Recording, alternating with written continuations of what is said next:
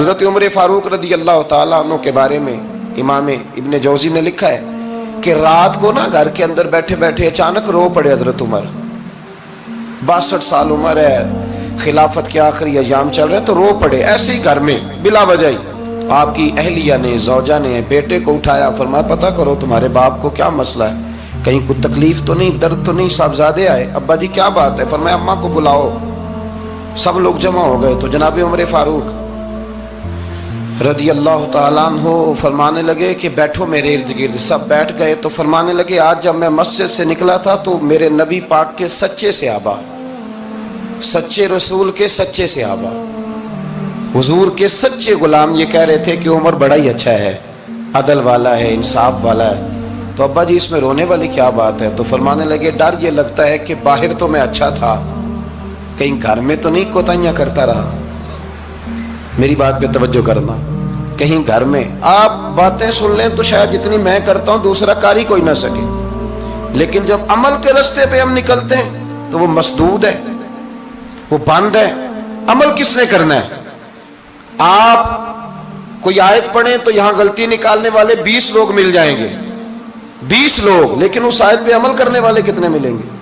تو حضرت عمر فاروق رو رہے تھے, کہنے لگے کہیں تمہارے حقوق تو نہیں پامال کرتا رہا. تو آپ کی اہلیہ نے جب سنا تو وہ کہنے لگی عمر مجھے تو بڑا پرانا شکوہ ہے, آپ کا جاہ و جلال اتنا تھا میں بات نہیں کر سکی. عمر تم نے سارا دن مسجد میں گزار دیا اور ساری رات نقاب اوڑھ کے مدینے کی گلیوں میں گزار دی, میں تو زندگی کی کوئی خوشی دیکھ ہی نہیں سکی. چاہ تو میرے اندر بھی تھے نا کہ میرا شوہر کچھ گھڑیاں بیٹھتا, کہیں مجھے لے کے جاتا, تو میں تو کچھ نہیں دیکھا, مجھے بڑا شکوہ ہے. تو حضرت عمر کہنے لگے چل اللہ کی رضا کے لیے معاف کر دے. بھئی معافی بیوی سے نہیں مانگی جا رہی, معافی اپنی غلطی کی مانگی جا رہی. یہ سمجھ لیں, بیوی کے لیے تو خامد کا بہت بڑا مقام ہے نا, لیکن یہاں غلطی کس بات کی ہے؟ اپنی کمزوری پر غلطی کا اعتراف کر کے معذرت کا سوال کیا جا رہا ہے. تو حضرت عمر کہنے لگے معاف کر دے. تو اہلیہ کہنے لگی میں نہیں معاف کرتی, میری شرط پوری کریں. فرمایا وہ کیا؟ فرمانے لگی قیامت میں جب اللہ آپ کے لیے جنت کا حکم دے گا تو آپ میری سفارش کریں گے اللہ کی بارگاہ میں؟ سفارش کریں گے کہ یا اللہ مجھے کپڑے دھو کے دیتی تھی, میری عزت کی حفاظت کرتی تھی, میرے بستر کو پاک رکھتی تھی, کہیں گے؟ تو حضرت عمر فرمانے لگے تیرے ساتھ وعدہ رہا, رب نے اگر عمر کو اپنے فضل, اپنے کرم اور اپنے محبوب کے صدقے جنت دی تو عمر تیرے بغیر جنت میں نہیں جائے گا. عمل کا رستہ, عمل کا رستہ. دیکھیں نا, 2 دفعہ استاد بات کرتا ہے, 2 دفعہ, اور کوئی زیادہ, ایک تو ہے نا کہ ایم اے اور جناب ایم ایڈ اور ایم فل اور پھر پی ایچ ڈی قسم کا استاد. ایک وہ جو matric P T C teacher ہے نا, وہ 2 دفعہ اسٹوڈنٹ کو کام کہے تو تیسری دفعہ وہ ناراض ہو جاتا ہے, کہتا ہے میں 2 دفعہ کہا ہے. بچے کو آپ 2 دفعہ کہتے ہیں اور اگر تیسری دفعہ کہنا پڑے تو غصہ آتا ہے نہیں آتا؟ بھئی تو نے اتنی دفعہ کہا ہے, تو سمجھ نہیں رہا بات کو. اور اگر اللہ کریم قرآن مجید میں سینکڑوں دفعہ کہے نماز پڑھو, سینکڑوں دفعہ, اور یہ بہانے کر رہا ہے, یہ بھی پروگرام بنا رہا ہے, پھر کہتا ہے میں بے چین رہتا ہوں, میں بے قرار رہتا ہوں. عمل کا رستہ اس کو اختیار کریں, آپ سکون میں رہیں گے. بد عمل آدمی اور بے عمل آدمی یہ ہمیشہ پریشان رہتے ہیں, ہمیشہ. عمل کریں, توبہ کریں تو پھر بدل جائیں, پھر تبدیلی آئے. اور یہ کوئی مشکل کام نہیں, جو بدلنے والے تھے وہ بدل گئے. بڑا کچھ کرتے تھے پر پھر وہ لوگ بدل گئے. حضرت فضالہ رضی اللہ تعالیٰ عنہ کہتے ہیں کہ میں بڑا دلدادہ تھا عورتوں کا, اور میرا ماحول یہ تھا کہ میں قتل بھی کر لیتا تھا معاذ اللہ, چوری بھی کر لیتا تھا, اور رات میری طبیعت تھی معاذ اللہ نئی سے نئی عورت کے پاس جانا. کہتے ہیں ابو جہل نے اعلان کیا کہ جو نبی پاک علیہ السلام کا سر اقدس معاذ اللہ کاٹ کے لائے گا, نقل کفر, کفر نہ باشد, 100 سرخ اونٹ انعام ملے گا. تو میں نے ارادہ کر لیا کہ میں بہت سارا انعام حاصل کروں گا.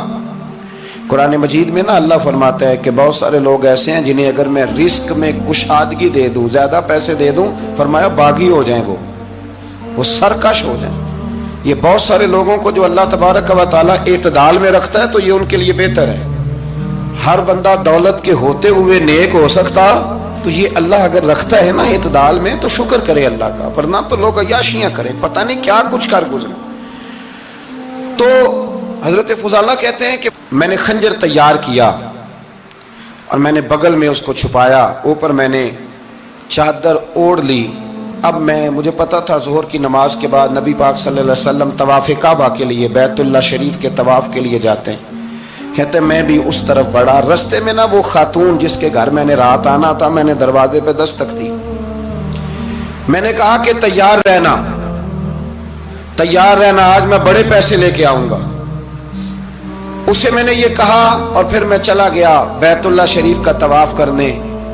کہتے ہیں اللہ کے محبوب بھی طواف کر رہے تھے تو میں نے بھی طواف شروع کر دیا۔ ارادہ یہ تھا کہ جہاں نبی پاک علیہ السلام میرے قریب سے گزریں گے تو موقع پا کر میں حضور کے جسم اقدس پر خنجر کھونپ دوں گا اور معاذ اللہ شہید کر دوں گا۔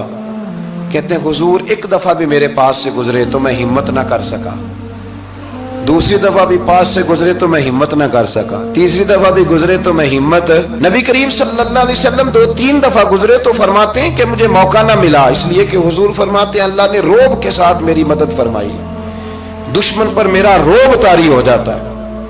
فرماتے ہیں جب چکر پورے ہو گئے تو محبوب کریم نہ چھٹے چکر پہ فرمانے لگے فضالہ چکر ایک رہ گیا ہے، بے خبر ہو جو غلاموں سے وہ آقا کیا ہے، ایک پھیرا رہ گیا۔ کہتے طواف مکمل ہو گیا تو محبوب میرے قریب آئے، فرمایا وہ کام کرتے کیوں نہیں جس کے لیے آئے تھے؟ میں نے عرض کی یا رسول اللہ کون سا کام، کیسا کام؟ اندر تو چور تھا نا، بانج فقیروں کسے نہیں ماریا اے ہوئی چور اندر دا، اندر چور تھا نا۔ کہتے ہیں حضور نے مجھے کندھے سے پکڑ کے ہلایا، فرمایا کرتے کیوں نہیں؟ جب حضور نے ہلایا تو وہ خنجر بھی پیروں میں گرا اور میں بھی رسول اللہ کے پیروں میں گر گیا۔ میں نے کہا حضور مجھے کلمہ پڑھا دیں۔ کہتے ہیں حضور نے پہلے میرے دل پہ دست مبارک پھیرا، پھر میرے نبی نے مجھے کلمہ پڑھا دیا۔ اب نا مرید ہونے والا کہتا ہے کہ جی آہستہ آہستہ میں ٹھیک ہو جاؤں گا۔ اب وہ آہستہ آہستہ کا کیا ترجمہ ہے یہ بالکل سمجھ نہیں آتی۔ بھئی کسی بندے سے 5 لاکھ روپیہ لینا ہے تو اس سے وہ کہتا ہے جی میں آہستہ آہستہ دوں گا، 500 روپیہ دے دیا کروں گا روز کا، تو کہتے ہیں میری رقم خراب ہوتی ہے، پورے دو۔ اور نیکی کی بات جب آتی ہے تو کہتے ہیں حضرت صاحب دین اتنا سخت نہیں ہے، میں آہستہ آہستہ ٹھیک ہو جاؤں گا۔ اب میں مغربی شاب پڑھنی شروع کر دی ہے میں نے، اب میں تسبیح لے لی ہے، کل میں نے بھی آہستہ آہستہ میں ٹھیک ہو جاؤں۔ یعنی رقم لینی ہو تو وہ آہستہ آہستہ قبول نہیں ہے، لیکن اور مکان کی رجسٹری اگر کرانی ہو تو مالک مکان کہے کہ آہستہ آہستہ کرا لو، کہتے ہیں پیسے پورے دیے، سویرے چل اور بیان دے۔ یہ کیا بات ہوئی؟ یہاں یہ جو ہمارا ماحول تھا نا کر لیں گے ہو جائے گا، یقین کریں لوگ قبروں میں چلے گئے ہیں پر مسجدوں میں نہیں آئے، ہر کام سے لوگ ریٹائر ہوئے پر گناہوں سے ریٹائر نہیں ہوئے، آخر تک تباہی اتر گئی لیکن لوگ بدلنے کو تیار نہ ہوئے۔ حضرت فضالہ کہتے ہیں ابھی میں نے کلمہ پڑھا، ابھی میں واپس آیا، رستے میں وہ بی بی کھڑی تھی، کہتے ہیں میں وہ شخص تھا کہ عورتیں مرتی تھی میرے اوپر اور کسی کی جرت تھی کہ وہ آئیں بائیں شائیں کرے، لیکن فرماتے ہیں میں بی بی کے پاس سے گزر گیا، پہلے تو اس کا خیال تھا رکے گا، لیکن جب میں رکا نہ تو دروازے پہ آئی، اور جب میں گزر گیا تو اس نے آواز دی، لیکن میں نے سنی انسنی کر دی، جب آگے بڑھا تو میرے پیچھے دوڑی۔ فرماتے ہیں مجھے پکڑ کے کہنے لگی فضالہ تجھے کیا ہوا، تو وہی نہیں جو یہاں سے گیا تھا؟ آپ فرماتے ہیں میں کبھی نہیں رویا تھا، میں کبھی نہیں رویا تھا، اور جب کہا نا تو وہی نہیں، کہتے میں نے سر اٹھایا تو میری آنکھوں میں آنسو تھے، میں نے کہا میں جو گیا تھا وہ نہیں ہوں، اب تو میں محمد عربی کا غلام بن گیا، اب میں وہ نہیں ہوں، اب نہیں ہو سکتا کہ کوئی میری نظر میلی ہو جائے، یہ کیسے ممکن ہے؟ اب نا اسلام کی تعریف ہم نے یہ کی ہے کہ خبردار کوئی ہمارے قریب نہ آئے، ہم کسی کو بات نہیں کرنے دیتے کہ ہم مسلمان ہیں، ہم بات نہیں کرنے دیتے۔ پتہ کیا بات ہے، ایک میری یہ تقریر ہوتی ہے ممبر پہ، اور ایک میرا عمل ہوتا ہے جب میں سفر کرتا ہوں، جب میں گاڑی میں بیٹھتا ہوں، جب میں دوستوں سے ملتا ہوں، جب ان دونوں باتوں میں تضاد آتا ہے نا، تضاد، تو لوگ تقریر کو جذبات نہیں کہتے، ایک فن بن جاتی ہے تقریر۔ آپ کو پتہ ہے نا وائزین نعت خواں کہتے ہیں میں نے محفل لوٹ لی، پھر لوگ شمار کرتے ہیں کتنے لوگوں نے سبحان اللہ کہی، پھر لوگ شمار کرتے ہیں کہ آج 5 بندے روئے بھی تھے جب میں تقریر کر رہا تھا۔ تو پھر یہ فن ہے، یہ جذبات کا اظہار۔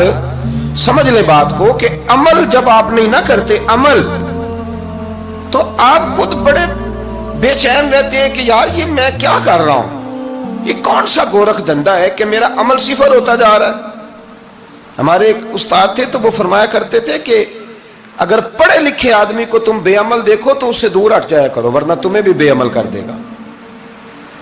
میں نے ان سے عرض کی، میں نے کہا حضور یہ کیا ہے؟ تو فرمانے لگے اپنے حضرت صاحب سے پوچھنا، وضاحت کریں گے۔ میں نے حضرت صاحب سے کہا جی عجیب بات کر دی ہے، علم والے بندے کے پاس بیٹھ کے تو علم آتا ہے۔ تو وہ فرما رہے تھے کہ علم والے بندے کے پاس اگر وہ بے عمل ہو تو بالکل نہ بیٹھنا۔ تو حضرت صاحب فرمانے لگا انہوں نے صحیح کہا ہے۔